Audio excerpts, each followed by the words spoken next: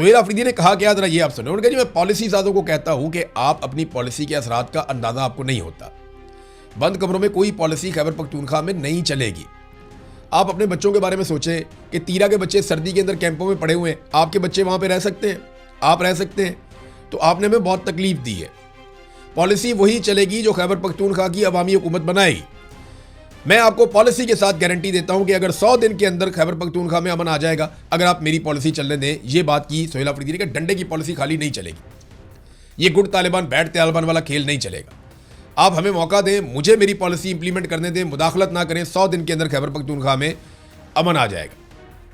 फिर उन्होंने कहा मुसलसल इन लोगों को छोड़ा जा रहा है। इसके दो मतलब हैं, एक तो इनको छोड़ दिया खुला कि जो मर्जी करें, दूसरा ये है कि इनको बाकायदा भिजवाया जा रहा है कि ये कार्रवाइयां डालो, जानबूझकर छोड़ा जा रहा है। स्वात में जो हुआ, बुनेर में कुछ होने जा रहा है, हंगू में वाकया किसकी गफलत की वजह से हुआ, दीर का वाकया हुआ, पुलिस इनको बुला रही थी सिक्योरिटी फोर्सेस को कि आओ आके हमारी मदद करो उस वक्त, लेकिन कोई नहीं आया, वो नहीं आए। यही बात तो हुई वहां पे बलूचिस्तान में भी कि जब पुलिस के ऊपर अटैक आया, पुलिस को मदद चाहिए थी, पीछे से उन्होंने फौज को बुलाया, फौज आई नहीं। वो बहुत करीब थे लेकिन वो नहीं आए, सारी रात वो लड़ते रहे, सारे शहीद हो गए, बाकियों को उठा के ले गए, पहाड़ों पे मार के लाशें फेंक दी, फौज नहीं आई। यही बात जो है वो यहां पे भी कह रहे हैं। वजीर आला कह रहा है एक सूबे का अमन के लिए किसी पॉलिसी से बगावत करनी पड़ी तो मैं करूंगा। फिर उन्होंने कहा जी मेरी अपनी पॉलिसी है, मैं वो पॉलिसी आपको बता रहा हूं, उसके मुताबिक आप चीजों को ठीक होने दें। मुराद सईद ने भी यही बात की थी कि जो लोग अमन की बात करते हैं उनके ऊपर हमले शुरू हो जाते हैं, ऐसा क्यों होता है। नाजरीन, एक लड़ाई और भी चल रही थी, आपको याद होगा, मोहसिन नकवी, उनकी कंपनी PMLN पीपल्स पार्टी, कोई, मैंने आपको पहले भी बताया कि ऐसी कोई लड़ाई नहीं है। नवाज शरीफ ने अपनी पार्टी को ये कहा है कि मोहसिन नकवी के सामने किसी ने किसी किस्म की बदतमीजी नहीं करनी। यानी शहबाज शरीफ की मोहसिन नकवी से एक मुलाकात भी हो गई है और नवाज शरीफ ने जो मुशावरत की है अपनी पार्टी के करीबी तरीन लोगों से, उन्होंने अपने रहनुमाओं को ये पैगाम दिया कि मोहसिन नकवी से कोई बदतमीजी नहीं करेगा, हम इस वक्त ये लड़ाई नहीं ले सकते। यानी नवाज शरीफ ने एक मरतबा फिर सरेंडर कर दिया जैसे वो हमेशा करते आए। इसको ना सबसे अच्छा एलेबोरेट किया है हम्माद अजहर साहब ने। हम्माद अजहर साहब ने बड़ी ज़बरदस्त बात लिखी है, PTI से उनका ताल्लुक है। वो ये कहते हैं कि ज़राए के मुताबिक नून लीग में नज़रियाती एतबार से दो मुख्तलिफ आरा पाई जाती हैं, यानी नून लीग दो हिस्सों में डिवाइड हो गई। ये जो लड़ाई चल रही है इस हवाले से, एक ग्रुप के मुताबिक बगैर किसी देर के एस्टेब्लिशमेंट का सच्चा पाँव पकड़ लेना चाहिए, यानी सीधा पाँव एस्टेब्लिशमेंट का फौरन पकड़ लेना, कोई देर आपको नहीं करनी चाहिए। जबकि दूसरा ग्रुप इससे इख्तलाफ करता है और वो कहते हैं कि नून लीग के पास हकीकत में कोई हमायत नहीं है, लिहाजा सीधा पाँव तो फौरन पकड़ लो, ये तो है पहला ग्रुप। जबकि दूसरी राय ये है कि खब्बा पाँव पकड़ना चाहिए क्योंकि वो ज़्यादा करीब है। ये जनाब हम्माद अजहर साहब ने कहा कि हम उल्टे हाथ पे खड़े तो लेट हो जाएगा, सीधा पाँव नहीं पकड़ता, उल्टा पाँव पकड़ लो एस्टेब्लिशमेंट का, जल्दी जल्दी बस एस्टेब्लिशमेंट के पाँव में गिर जाओ। यही बात नवाज शरीफ ने अमली तौर पर साबित भी की। उन्होंने कहा जी मोहसिन नकवी ने कोई ना छेड़े, हम कोई लड़ाई नहीं ले सकते, हमारी इस वक्त इस तरह की हैसियत नहीं है, हम लड़ाई शुरू नहीं कर सकते। तो आप देखेंगे ज़्यादा ये लड़ाई नहीं होगी। हाँ, एक लड़ाई जो ख्वाजा आसिफ ने छेड़ी है अलीम खान के साथ, वो चलेगी अभी थोड़ी सी मेरे ख्याल में। IPP देखे ना, एस्टेब्लिशमेंट ने एक पॉलिटिकल पार्टी बनाई, वो एक भी सीट नहीं जीती। और IPP पे तनकीद करने से पहले नवाज शरीफ इतना याद रखे और ख्वाजा आसिफ भी ये बात याद रखें कि ओन चौधरी को वोट नवाज शरीफ ने दिया हुआ है और IPP का नून लीग के साथ इंतखाबी इत्तेहाद हुआ था।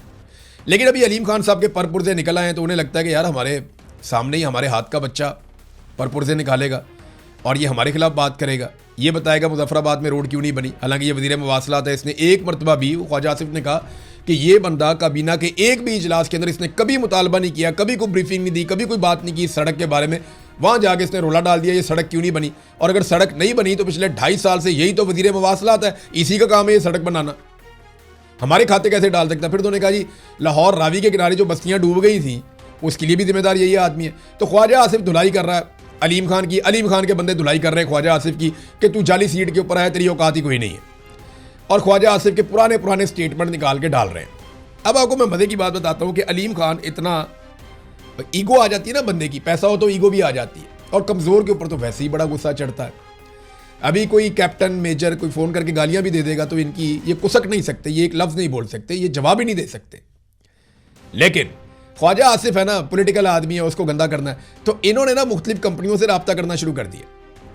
कि मुख्तलिफ सहाफ़ियों के ज़रिए से, मुख्तलिफ लोगों के ज़रिए से ख्वाजा आसिफ को अब हमने गंदा करना है, उसके पुराने क्लिप निकाल कर चलाने हैं, उसको हमने ख़राब करना है। और बाकायदा अलग अलग जगह पे इन्होंने प्राइवेट कॉन्ट्रैक्टर्स हायर किए और उन्हें कहा, मेरे से 3 लोगों ने रब्ता किया, मेरा नंबर सबके पास ही है, 3 लोगों ने रब्ता किया। उन्होंने कहा इमरान भाई एक छोटा सा कॉन्ट्रैक्ट है। मैंने कहा जी क्या? उन्होंने कहा ख्वाजा आसिफ की मंजी ठोकनी है, तो चीज़ें हम आपको भिजवाएंगे, आपने ख्वाजा आसिफ की ऐसी की तैसी फेर देनी है। मैंने कहा यार किसी के कहने के, और उन्होंने साथ में ये कहा इसमें बहुत पैसा है, इसमें बहुत पैसा है, आप बताएं कहां पे पैसा ट्रांसफर करना है, आपको पैसा मिल जाएगा, ख्वाजा आसिफ की मंजी ठोक दें आप। और ये मैं हल्फन बात कह रहा हूं, आप मुझे, मैं हलफ नहीं लेता, लेकिन मैं हल्फन बात कह रहा हूं कि ये हुआ कि अलीम खान ने प्राइवेट लोगों को हायर किया और उन्हें कहा कि ख्वाजा आसिफ की आत्मा रोल दो, निकालो इसके सारे पुराने क्लिप, ये भी निकालो, वो भी निकालो। तो ख्वाजा आसिफ के खिलाफ जो इस वक्त हो रहा है ना, ये एक बाकायदा पैसा लगा के की जाने वाली एक कंपेन है। ख्वाजा आसिफ इंतहाई घटिया नौयत की सियासत की उन्होंने, बेड़ीगरक किया उन्होंने पाकिस्तान का भी और सियासत के वकार का भी। कुछ चीज़ें उनकी पॉजिटिव भी होंगी लेकिन ज़्यादातर नेगेटिव ही हैं, और जो किरदार उन्होंने पिछले 10-12 साल में अदा किया वो तो बेड़ीगरक है। तो ख्वाजा आसिफ ने जितना मर्जी गंद मारा हो, लेकिन ये जो कंपेन अभी चल रही है ना अलीम खान से लड़ाई के बाद, ये पेड है, इसमें पैसा वैसा काफ़ी लगा हुआ है।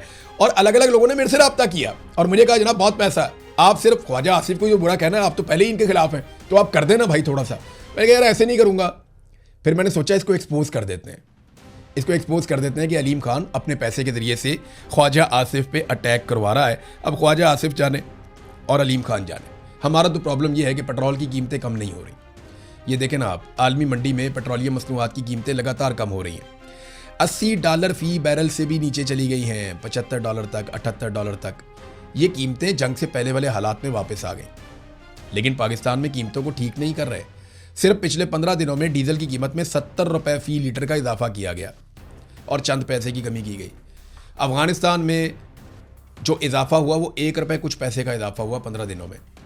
इंडिया में कोई इजाफा नहीं हुआ, बांग्लादेश में कोई इजाफा नहीं हुआ, नेपाल में कोई इजाफा नहीं हुआ। इन मुल्कों ने पेट्रोलियम मसनूआत की कीमतों में इजाफा नहीं किया, पाकिस्तान ने इजाफा कर दिया पकड़ के। ₹70 फी लीटर डीजल की कीमत में और ₹25.5 फी लीटर पेट्रोल की कीमत में इजाफा कर दिया। ये है नाजरीन पाकिस्तान के अंदर आम आदमी के मसाइल और हालात, जिनके ऊपर नॉर्मली बात नहीं की जाती। सबको खड़ा होना पड़ेगा, ऐसे खड़ा होना पड़ेगा जैसे साबिक chief justice Peshawar high court Ibrahim Khan खड़े हुए थे। वो एक तकरीब में आए और उन्होंने चंद जुमले बोले, क्या कमाल जुमले, और उसके बाद लोगों ने जो अप्रिशिएट किया, तालियां बजाई, मजा आ गया मुझे। लेकिन ऐसे बंदा सीना ठोक करके बोलता है कि यार देखो मैं नहीं बिका, मैं काबू नहीं आया, इसका नशा ही और है। काजी फायद ईसा पूरी दुनिया में जहां भी जाएगा जिल्लत का इस्तारा, जनरल बाजवा, नदीम अंजुम, ये बाकी जो अभी कर रहे हैं सारे जातियां, इनके साथ भी यही होगा, ये जिल्लत का इस्तारा बनेंगे।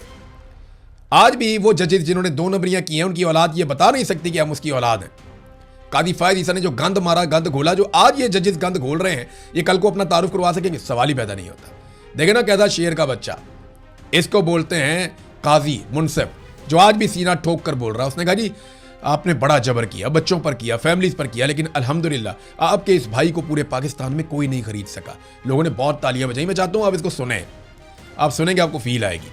ये है जस्टिस जनाब इब्राहिम खान साहब, सुनिए आप इन्हें। जबर किया, अपने बच्चों पे किया, अपने फैमिली पे किया, लेकिन अल्हम्दुलिल्लाह आपके इस भाई को पूरे पाकिस्तान में कोई खरीद नहीं सकता।